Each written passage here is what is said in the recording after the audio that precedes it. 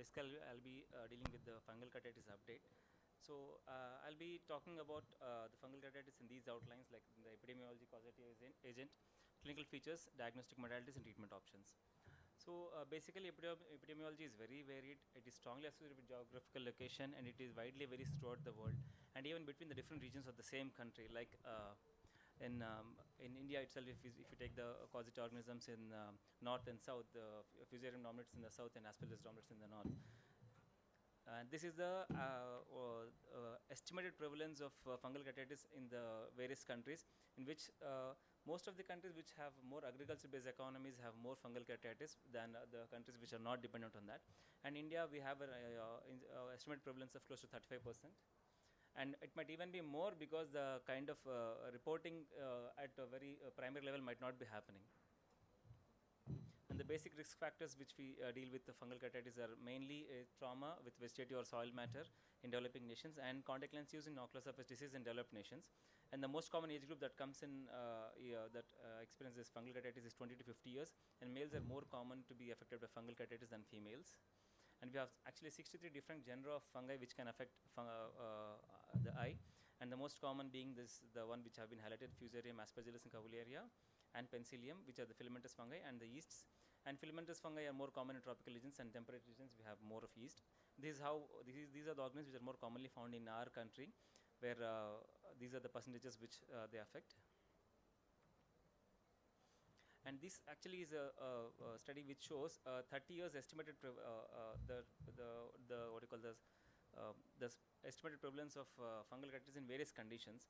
Like in clinical suspected cases, we can see the incidence is around 23%, and in clinically suspected fungal keratitis, where the population is pretty sure, it is around 43%, and in pediatric patients is around 15%. And like the symptoms and all were discussed by the earlier speaker. And the signs were typically the fungal keratitis usually is dry looking ulcer which is elevated with irregular margins, and many of them you have these satellite lesions, and you can have these pigmented lesions when you have an infection by Demotechious fungi, and the presence of endothelial plaques and fixed hypopyon are also more suggestive of fungal keratitis. And like sir mentioned earlier also, the history taking and clinical examination most of the times works around 70% of accuracy, and the most common method of identifying a fungus is through the corneal scraping and culture identification. And these are the other modalities like confocal microscopy, PCR, metagenomic deep sequencing, proteomic analysis, and mass spectrometry.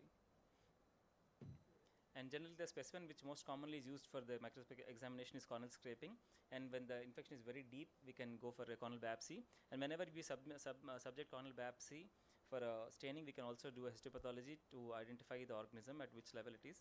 And when in difficult condition, you can use a suture or use the suture biopsy, contact lens, and solutions. The most commonly used staining is 10% KOH, and most of the times in institute it's combined with calflow white. And these are the other stains like Grams, Giemsa, GMS, and lactophenol, cotton blue, and periodic acid shift. This is how the fungal filaments would look in a KOH mount, and this one is one in the Grams. And this is how these fungal filaments would irradiate in calcofluor white under a phase contrast microscope. The culture is the most gold standard in diagnosis. The gold standard in diagnosis of fungal keratitis, and it is highly specific as we can identify the species level. And the commonly used media are potato agar, SDA, chocolate agar, and thioglycolate agar. And when most of the fungal infiltrates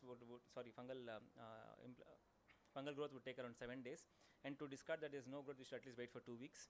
And the fungus should grow at least in 2 solid media, and it should have a semi-confident growth at the inoculation site, and the fungus that has grown in the media and on the slide should correspond. And the culture, it is very important because now because of the emerging trend of antifungal resistance, we can also do an antifungal susceptibility test. And the importance of culture in a second analysis in the these MUT1 and MUT2 trial, we have seen that the positive culture which is done at the 6th day is associated with the poor prognosis. So we can use this point as a prognosticating factor whenever we do a repeat scraping in at 6 day. In vivo confocal microscopy is generally used when we don't find any organism on culture, and this is usually we can see you use confocal microscopy to look at different layers of the cornea, and it's used to identify fungal hyphae. This is how the fungal hyphae would look as parallel hyperreflective areas. And there was two specific patterns that have been identified with in vivo confocal microscopy with fungal keratitis is the presence of the reticulate pattern in infiltration in the antestroma and absence of stromal bullae in the antestroma. These are the findings which are more associated with fungal keratitis in vivo confocal microscopy. The sensitivity and specificity is around 85 to 93%. The advantages of confocal microscopy is in early diagnosis. Even it can be a fungus can be identified in culture negative or cases, and we can know the depth of the involvement, and we can even look at the efficacy of the drugs. And the disadvantage is it is very difficult to do because already the patient is very symptomatic and it is a contact procedure. And the problem is the cost and availability. PCR again is a technique where we amplify the nucleic acid amplification is done, and we can identify even with a smaller sample size, and it has it's a fairly good sensitivity and specificity, around 94 to 100%. And you can even do a PCR with a non-viable fragment, and it can identify the fungi at the level of species. And again, the limitation is cost and availability. This is the metagenome deep sequencing where you analyze both DNA and RNA, and again the advantage of this is it gives results within minutes. This is the tier proteomic approach. Basically, it tells about how the eye is responding and what are the different mechanism it has. This mass spectrometry it was earlier used mostly for bacteria, but now we can use it for fungi as well, and the advantage is having a diagnosis in minutes. Treatment options again are more topical, oral and parenteral forms and injectables. These are the various antifungal agents that we can use. The basically most commonly used antifungals are the polyenes and azoles. And the polyenes, the most commonly used drug is natamycin, which is drug of choice for all of the filamentous fungi, and it is the only US FDA approved medication that is used for fungal keratitis. And azoles are not used as a primary medication, but they can use as an adjuncts, and in cases which are not responding to polyenes. And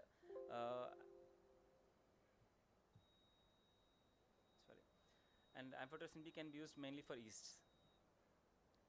These are the indications for oral antifungals where it's better to use oral antifungals when the infiltration is more than 5 mm, close to the limbus, greater than 50% depth, when you are having any scleritis, endophthalmitis, when the infection is bilateral, and when you see a pediatric patient, impending perforations and post-keratoplasty infections. The most commonly used medications are ketoconazole, itra, voriconazole, and posaconazole. Out of it, the earlier three have the ketoconazole has very small spectrum of activity, whereas voriconazole have a very broad spectrum of activity. And posaconazole is a relatively new drug which is being evaluated, and it has a better safety profile. Basically, the mucosal ulcer treatment trial in trial 1 and trial 2, they evaluated natamycin versus voriconazole. This is natamycin versus voriconazole on topical treatment, where natamycin fared well, and voriconazole oral therapy was given. No significant advantage was noted on using oral voriconazole, but patients on oral voriconazole had higher rates of perforation. This is basically the landmark article, I would say landmark article, because this has actually given a basic idea of how to manage a fungal keratitis, what is the step-by-step approach, what should be the step-by-step approach. So we still feel natamycin is the first line of therapy. Once we try natamycin topical for 7 to 10 days, then if it's not, and basing on the indications, we would add oral antifungals as well. When the patient is not responding for 7 to 10 days, then we would actually add another antifungal of other group, that is voriconazole. Then if it is still not responding after 7 days, then we would think in other terms, and we would go for a targeted therapy like intracameral or intrastromal voriconazole. If they're still not responding, probably we'll go for a therapeutic keratoplasty. So these are targeted therapies which can be intrastromal, intracameral, intravitreal, again in non-responding ulcers. Most commonly is the voriconazole and ampho-B, whereas voriconazole is pretty safe. Ampho-B has a lot of reactions. It causes a lot of anti-chamber reaction. It can cause deep vessels. Natamycin is recently being studied, and natamycin with this hydroxypropyl beta cyclodextrin is being evaluated, and it has shown to have equal efficacy when compared to voriconazole. The problem with intrastromal voriconazole is the limitation, and you can actually introduce a new foci of infection, and you can have an inadvertent entry into anterior chamber. And some studies have shown not a significant role of intrastromal voriconazole in fungal keratitis. What we need to understand is we need to have more clarity regarding the dosage of antifungals that are being used, interval, and the minimum maximum number of injections that has to be given before we say that there is no response to intrastromal voriconazole. These are the different newer antifungals. Like I said, posaconazole is the one which is being studied now, and we are the other antifungals are luliconazole and the echinocandins mainly as adjuncts. They work better on yeasts. And the disinfectants like hexamidine and povidone can be used. And nanoparticles are being used in the form of suspensions, micelles, liposomes, and fibers and tubes to have a better drug delivery into the antechamber, so into the cornea. And these are the various antifungal susceptibility testing that is being done. And it is always better to understand what is susceptibility profile of a fungal organism before we treat it. The various newer treatment modalities are contact lens based drug delivery system and cross-linking for a non-responding ulcer, because it works by damaging the DNA and RNA. It increases the resistance of enzymatic degradation and increases the penetration of the antifungals. But a trial conducted, which is the shows there is no benefit. But many other studies have shown there is a beneficial role of cross-linking in case patients which are not responding to topical medication. Photodynamic therapy, it again works on the similar mechanism of cross-linking, but we are using rose bengal and a green light, where reactive oxygen species are released and they kill the fungus. This is basically the earlier thing, and the various surgical management will be discussed later. Thank you, Dr. Arif. So, Praful, your paper is coming again and again on the screen. Perhaps it's Thank you again for quoting that we call TST protocol. The genesis of that article is, you quoted MUT1 and MUT2. Although these are landmark trials, but you have to remember one thing: the geographical variation and the organism's susceptibility to different drugs differs depending to which part of the world you belong. So that study cannot be extrapolated to all cases of microbial keratitis. And if you read those two articles and go for the subgroup analysis and go through that, there are a lot of biases. So that's why we came out with the article where a general ophthalmologist how one should approach a case of fungal keratitis. You can't always plan your treatment based on your based on a result of a RCT. So, but thank you again. That is a very practical approach, basically, for a practicing corneal surgeon. Any questions, since this was the last talk? And I just had a kind of a general. I thought this way elicit a discussion. So in the Indian context, we see here you have quoted 34% prevalence, and there are studies which quote up to 45% prevalence, meaning practically half of the ulcers that we see in our context are fungal. So are we justified in starting an empirical treatment, though clinically there are features which are very, very, very, very significant of fungal keratitis? Chintan ma'am. Because I didn't talk anything, I want to talk now. Anyway. So the floor is yours. The medications used in these fungal keratitis they are very toxic. They are very toxic to the eye surface. So better to always confirm. Minimum investigation we need to do is KOH mount. So once we confirm, then only proceed with the KOH. Empirical, I don't advise, but we have a strong suspicion, definitely we can start. There is nothing wrong. Sometimes clinical picture look there clearly, it's a case of there is a corresponding history, a clear picture of fungal keratitis. Then there is nothing harm in starting if you don't have the facility. But everybody should do at least minimum KOH. That's what I request everyone. I will play the devil's advocate here. Now, it's not uncommon in a tertiary setting to see patients who are presenting with, say, 2 weeks history of treatment with antibacterial and antifungal. We know that only parasites are 2%. So shall we add natamycin to, say, moxifloxacin? See, I'll please. You finish your quota first. Natamycin also has antibacterial properties. There is no need for any addition of moxifloxacin or any other antibiotic unless it is a purely proven case of mixed infection. So usually it's not required. That's what I feel. Now, Prafulla, you can tell now. Natamycin do have antibacterial property, but you have to understand that the strength 5%. At that strength, it may not have antibactericidal activity. So that is the issue. It may have some property, but it cannot take care of all the bacteria that is there in the cornea. And starting antifungal, me sitting at RPC or ma'am at PJ, it's very easy for us to say, ki, please go for a KOS, then start antifungal. But it's not always practically possible. I think most of you would agree with me. So in that case, see, the cases that we see, these are primarily already on some form of treatment, and then they come to us. So that time it's very difficult for us to decide based on clinical examination whether it is bacterial fungal. But if you are the first contact physician, then we will definitely find some classic signs of fungal keratitis. And if you have those signs and you don't have facility possible to go for a KOH stain, so I don't find any harm in starting antifungal. Okay, but as I said, if the conditions are like that, it's not possible at all. There will be patient who will say, "Jo dena yahi pe de ke jao, I will not going and I will not be going to anywhere." And for those patients, there is no harm. But if you have accessibility for KOH, always you should go for KOH then start, because as sir rightly said, all these antifungal drugs, they have epitheliotoxic properties. If you continue them for a long time, then you will get confused whether this ulcer is because of bacteria or is it because of the drug induced. I hope sir agrees with no, me. I agree with that. So actually, the point of the discussion is that it is quite simple to diagnose fungal keratitis. All we need is a slide, and with Dr. Varsha's technique of a trypan blue, that is even simpler if KOH is still bewildering. And Limiting second factor is is microscope. no, yeah.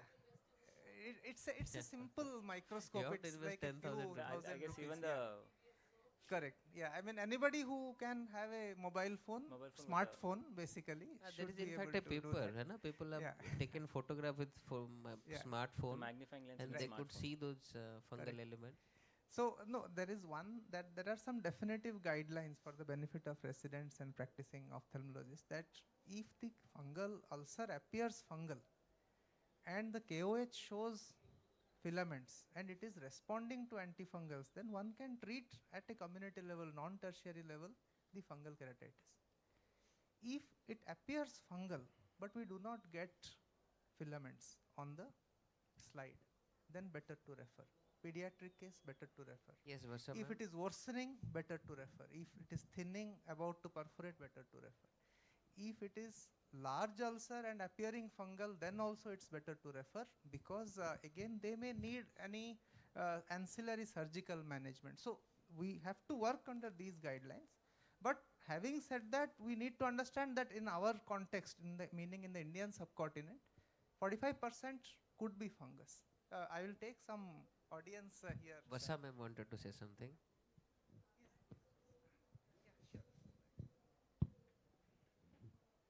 Ma'am, you first. I have done a study on corneal abrasion going into small ulcers and then larger ulcers. So we have shown that if the corneal abrasion patient presents to any primary center, within 2 days, 98% would heal. Of the remaining 2% who would go to secondary center, if the ulcer is small, more than 70% would heal with medical management. If required, very few would need TABCL. That can be taken care of at any. I'm here saying secondary center. That can be any general ophthalmologist or anyone. And if the ulcer becomes larger, then it's therapeutic keratoplasty and other things, and the healing goes down. So the cost of treatment becomes more, outcome becomes poor as the ulcer size increases. So I would say that if we have to say that we are going to put up these guidelines, maybe we have to say if the ulcer is less than 2 ulcers, you don't have facility, you can still start with empirical treatment. But if it's more than 2 millimeter, it's better to In fact, that is what AO guidelines suggest. Any ulcer which is less than 2 mm size and not threatening the visual axis, you can manage without going for a corneal scraping. Yes. Scraping is not So indicated. that should come out Yeah. here. Thank you, ma'am, for bringing out that point. I just have 2 points to make. One thing is regarding that what Dr. Arvind has told. Sometimes it's also the technique of scraping is also important when you actually, sometimes the clinical picture actually looks very typical of a fungal, but it also depends upon who is doing the scraping and how they are doing the scraping. So it is very important that we reiterate to our PGs that scraping is not just a odd job and they just have to finish it, but it has so much importance to it. So I think the technique there plays a lot of importance, because sometimes it's that, as sir told already, if we, most of the beginners don't take off the debris, and it's the debris which goes on to KOH first, the gram stain, you hardly get anything, and then after there have been cases like, you see, you are very sure that this is fungal, and then you continue the fungal treatment, and then the patient is scarring, and when you see the patient on 2-day follow-up, yes, you seeing that it is follow up. So you have to make sure that the basics are followed in the correct step, and we also have to make sure that whatever is done is done correctly. True, So that very is one. true, yeah. And I have one doubt to all the people who are working in other tertiary centers like ma'am and PGI and you and AIMS and sir and LVP. What is your current indication for doing a collagen cross-linking in cases of infectious keratitis? I don't do that. Madam, So we are doing PaxCXL in keratitis. Again, I would admit, like, I'm personally not a fan of it. The things you have to be very, very careful. It's a very large ulcer I've tried it a couple of times and burned my hands. You don't know when these ulcers, which were okay, and you do a PaxCXL and they go into a melt. So that's been my experience, that they go into a melt, and so which is why they have to be limited, non-responding, but lesions which are very close to the limbus, large ulcers, they can backfire on you very badly. So I am myself, I would be not hesitant to admit that I as yet am not clear as to what is the ideal case for a cross-linking. So what our practices, we did a study on this, in fact, CXL in mycotic keratitis. In that we did not find any benefit of doing CXL in cases of fungal keratitis, with the basic logic, even if the ulcer appears superficial, your organism is deep seated, so that's not going to help. The second is bacterial keratitis. So the evidence suggests, if you have already used all your options, like you have gone for topical, you have intrastomal, everything, still there is no healing, patient doesn't want a therapeutic PKP, then there is no harm in doing CXL for such group of patient. Few studies, they have shown wonderful results, dramatic results following CXL, so you can try that. But when you're doing CXL in keratitis, remember a common mistake that everybody does, they do a debridement. Don't debride at all. Whatever the ulcer area, you use that area only and do CXL in that particular area. Because there is a study from Irvin, if you have gone through that study was prematurely terminated. Why? Because all the patients where CXL was done, 4 out of 3 they went into corneal perforation. So that study was terminated. The mistake was that only. If you do a 8 mm debridement and then the chances of melting is high. So if you have to do something for a patient, then you can have that option with you. But we don't find any significant benefit of that. so what is having probably more promise in this field is the photodynamic therapy with riboflavin. So that again studies are in progress on that. Nowadays people, what they are doing in fungal keratitis, they are not cross-linking the disease cornea, but if you are planning a therapeutic PK, they are cross-linking the therapeutic graft. That may prevent the recurrence. That is the concept. I think in SN, I think there is a multicentric study they are doing on this. Perilesional voriconazole, what's your suggestion? See, we use that again, as I said you, if you have already tried topical drugs, natamycin, then after 14 days voriconazole is not responding, you don't want to go for surgery, and in that case you can try that. But I think sir highlighted all these points. One problem with voriconazole that we realize is the bioavailability. And the bioavailability of voriconazole in stroma is hardly in few seconds. So the moment you inject, within 1 minute the drug is gone. So we don't know how much it acts, but there are instances where we do get some clinical benefit. So if you have an ulcer deep seated and you don't feel that therapeutic PK is needed, but topicals are not working, you can go ahead with that. But you have to ensure complete barrage is done all around the ulcer, and you have to repeat it. It's not a one-time procedure. You may have to repeat it 2 or 3 times. at a gap of 24 to 48 hour interval, then that may give you some benefit. It works in few patients, and the two study that we published, in one study we got benefit in all our cases, in other study we did not get any benefit at all. So it all depends on a lot of factor, patient factor maybe, but it will help. If you don't want to go for TPK, please go ahead with that. And it's a very simple procedure. You just need a 30 gauge needle and 1 ml syringe and voriconazole. So you can try that. And if you don't have voriconazole, you can use amphotericin B also. Amphotericin B is often the most ignored drug in mycotic keratitis, but that also works well. Once one starts, I think it's important to make up your mind and then go for 2 or 3 at least. Yeah. Not give up at once.